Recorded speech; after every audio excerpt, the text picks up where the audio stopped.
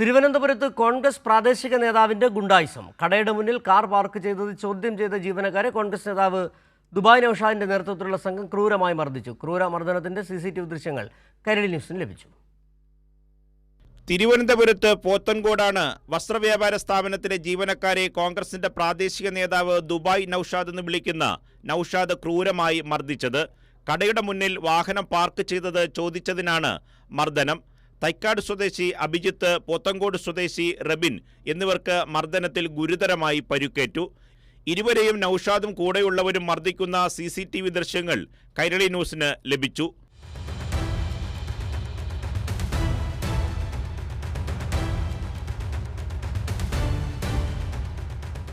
നൌഷാദ് കഴക്കൂട്ടം മുൻ MLA MA വാഹിദിന്റെ അടുത്ത അനുയായിയും സജീവ കോൺഗ്രസ് പ്രവർത്തകനുമാണ്.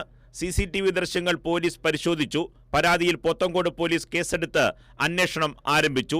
പ്രതിയെ രക്ഷിക്കാൻ ചില ഉന്നത കോൺഗ്രസ് നേതാക്കൾ ഇടപെട്ടതായും ആരോപണമുണ്ട്. കൈരളി ന്യൂസ്, തിരുവനന്തപുരം.